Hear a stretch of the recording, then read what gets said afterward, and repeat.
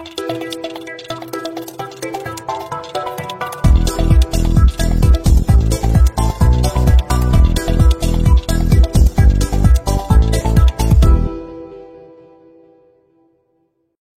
braves gens, si vous regardez cette vidéo, c'est que vous êtes intéressé par la quête de Soluna. C'est des éditions Momentum, c'est de Martin Andrew et Poulet Ouellette. C'est pour 7 ans et plus, pour 1 à 6 joueurs. Oui, ça peut jouer en solo pour des parties n'excédant pas une demi-heure. Donc du coup, c'est un jeu basé sur l'univers pixelisé, fantastique. Il y aura des guerriers, des chevaliers, des créatures en tout genre, des sorciers. Et justement, deux nations vont s'affronter, Sol et Luna, pour récupérer l'Atris Lucidum, une pierre très demandée. Et pour cela, ils vont devoir influencer un village. Donc du coup, c'est un jeu à la mécanique assez simple, mais plutôt coriace dans la stratégie. C'est un jeu de deck building, de jeu à rôle caché. Donc du coup, il y aura 3 versions, la version Sol, la version Luna et la version neutre. Et là, personne ne sait qui jouera quoi. On rapproche la caméra pour découvrir ce qui s'y passe à l'intérieur. A très vite. Voilà les amis, découvrons ensemble Soluna, c'est un jeu qui joue de 10 à 30 minutes pour 1 à 6 joueurs, pour 7 ans et plus. Le mode solo et le mode duo auront des règles plus spécifiques, vous verrez, mais à partir de 3 joueurs, je vous explique les règles. Et en fin de cette vidéo, je vous montrerai les règles du mode solo et du mode duo. Il y aura des automates qui vont se rajouter, c'est plutôt sympa. Donc du coup, c'est un jeu de deck building, de draft et de rôle caché. Vous verrez, c'est plutôt sympa. Deux nations vont s'affronter, les Solaris et les Lunaris, et vont devoir récupérer l'Atris Lucidum en influençant un village. C'est plutôt sympa. Ça reprend le principe du tir à la corde, vous verrez. Donc pour commencer, chaque joueur va récupérer une carte Héros des légendes. À l'intérieur, il y aura les Solaris. Eux devront influencer le village vers le côté Sol. Les Lunaris, eux, vont devoir influencer le village du côté Luna. Et les Neutralis, eux, profitent justement. Et à la fin de la partie, le niveau d'influence doit être de 4 ou moins, peu importe le type. Donc du coup, il se peut qu'il y ait 2 victoires lors de la partie si les Neutralis arrivent à plus ou moins mettre la balance à niveau. Et au-delà de 4, c'est soit le Lunaris ou le Solaris en fonction de l'influence du village. Donc, à partir de 4 joueurs et plus, on rajoute une seconde carte Neutralis. Et en dessous, bien évidemment, on les carte. Donc là, je vais vous faire une présentation vite fait à 4 joueurs. Donc on récupère l'ensemble des cartes. Et on en distribue un à chacun. Ça va être le rôle caché des joueurs. Donc là, on va retourner. On a le droit de regarder. Donc du coup, il y a un Neutralis, un Solaris, un Lunaris et un deuxième Solaris. On n'a pas le droit de communiquer aux autres joueurs notre rôle. Ensuite, on va sélectionner un village. Justement, ça va être le village à influencer lors de cette partie. Donc il y a le village spécifique Sol et le village spécifique Lune. Donc on mélange l'ensemble. Donc là, vous voyez la petite valeur là. La petite valeur, justement, ça va être l'influence de départ. Allez, on mélange tout. Et on en récupère une au hasard. Ça va être le village influencé. Ouh, Yuku Samui. On commence avec un 9 en Lunaris. Ça, c'est plutôt sympa. Donc on positionne le village. On retourne l'Atris Lucidum, justement, sur la partie du village avec la valeur 9 qui est alors indiquée. La partie prend fin lorsque une influence arrive à 20 dans l'un des deux camps, ou que le joueur n'ait plus la possibilité de jouer des cartes. Et pour cela, les joueurs vont piocher 9 cartes chacun. C'est des cartes prestations, donc du coup, dedans, il y aura des cartes Pro Luna, des cartes Pro Sol, et des cartes neutres, justement, qui vont te permettre de modifier les valeurs pour essayer d'atteindre les 4. C'est le point d'orgue des Neutralis. Il y aura des cartes pour augmenter justement l'influence. Il y aura aussi des cartes qui vont augmenter ou baisser l'influence d'un des camps. Et en même temps, jouer un effet. Donc par exemple, sur le Taillot, on récupère 3 points d'influence sur le côté Sol. Et en ciblant un adversaire, celui-ci doit choisir une carte Luna dans sa main et la jeter. Et une fois qu'un joueur n'a plus de cartes en main, lorsque ça revient à son tour, la partie s'arrête systématiquement. Et on verra qui remportera la partie. Si c'est du côté Luna, forcément, c'est les Luna. Mais si la valeur d'influence n'est pas au-dessus de 4, c'est les Neutralis. Et à l'inverse, si c'est sur le côté Sol, ben c'est Solaris qui remporte. Et si c'est en dessous de 4, les Neutralis remportent aussi la partie. Donc là, on remet sur 9. Pour désigner le premier joueur, On va lancer le dé, la valeur la plus haute, début de la partie. Donc 17 pour celui-ci, 7 pour celui-ci, 2 pour celui-ci, et 19. Donc c'est lui qui va débuter la partie. On repositionne sur le 9. On distribue à chacun 9 cartes.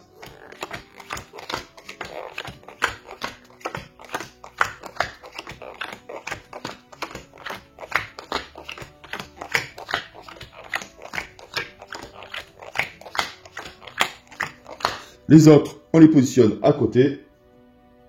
Il se peut qu'on puisse rajouter des cartes prestations à notre main avec un certain type de cartes. Donc maintenant, les joueurs vont consulter leurs 9 cartes. Et en fonction, vont devoir prendre des cartes plus ou moins intéressantes en fonction de son type. Donc là, neutralise, il vaut mieux privilégier quelques cartes rouges à petite valeur, quelques cartes bleues à petite valeur et surtout des cartes neutralises. Donc le joueur va choisir sa première carte et passer à son voisin de droite le lot qui lui reste. Donc là, il va choisir sa carte. Donc du coup, il récupère celle-ci et il passe à son voisin de droite. Les joueurs font ainsi de suite jusqu'à ce qu'ils arrivent à 9 cartes chacun et qu'ils aient ce qu'il faut. C'est parti. Donc le premier joueur va regarder ses cartes et après on tourne dans le sens des aiguilles d'une montre. Donc il va jouer l'une de ses cartes pour pouvoir augmenter ou baisser le niveau. Alors là, ce qu'il va faire, il va jouer cette carte-ci.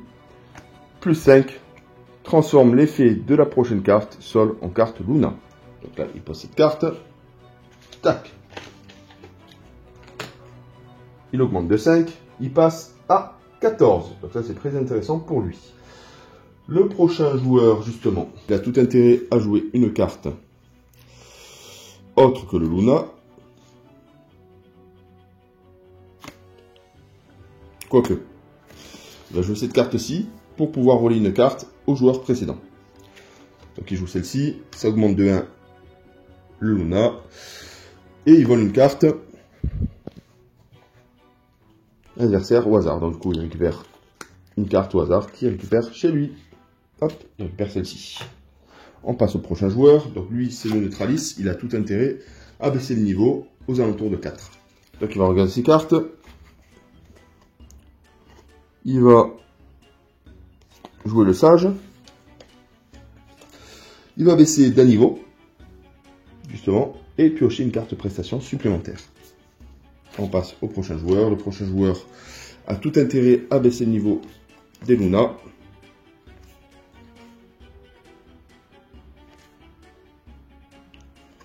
Il va jouer celle-ci pour baisser de 4. Donc il était à 14, il passe à 10. Hop là. Voilà. On passe au premier joueur.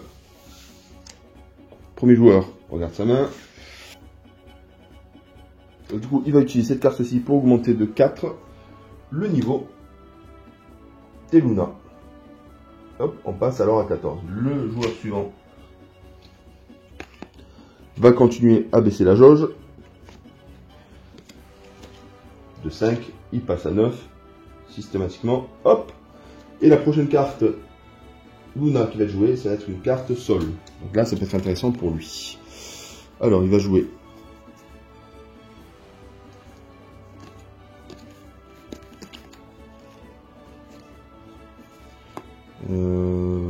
celle-ci. Cible un adversaire, augmente l'influence Luna de 1 pour chaque carte Luna dans sa main. Et vu que c'est transformé en carte sol, ça inverse l'effet. Là, c'est 9. Il regarde les cartes Luna qui est dans la main de cet adversaire. 1, 2, 3, 4, 5. Donc du coup, il baisse de 5 niveaux. Hop. Donc on passe à 4. La carte a été bien jouée. On passe au prochain joueur. Le prochain joueur va faire de même.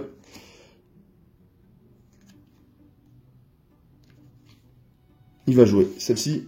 Assistance, double le niveau d'influence de la prochaine carte sol qui sort. Hop. On passe au joueur suivant. Là, il est un peu embêté.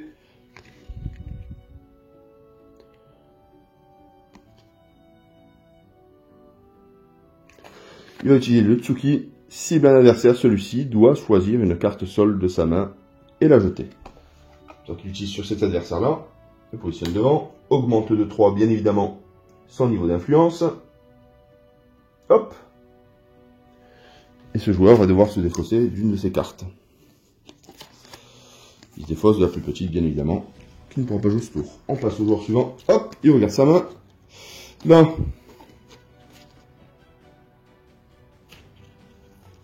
il utilise unification. Il choisit le joueur en face de lui pour pouvoir rejouer. Donc il baisse le niveau de 1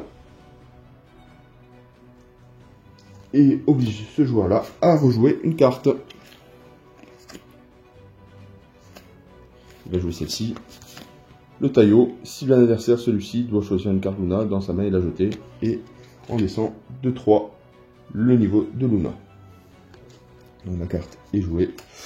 Il demande à ce joueur de défausser une carte Luna de sa main. Il va jouer celle-ci.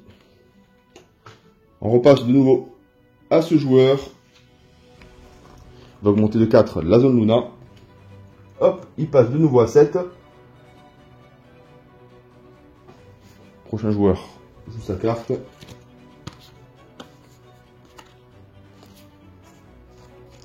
Il est un peu embêté. Il va jouer le bouffon pour que le joueur ne puisse pas jouer au prochain tour. On passe de nouveau au joueur neutralice. Celui-ci va continuer à baisser le niveau du Luna. Plus 4 sols, plus 4 Luna, piocher une carte prestation. Donc du coup il va jouer cette carte-là. Piocher une carte prestation et baisser de 4. On passe à 3. Là c'est intéressant pour lui parce qu'on arrive sur sa zone de confort. On passe au premier joueur.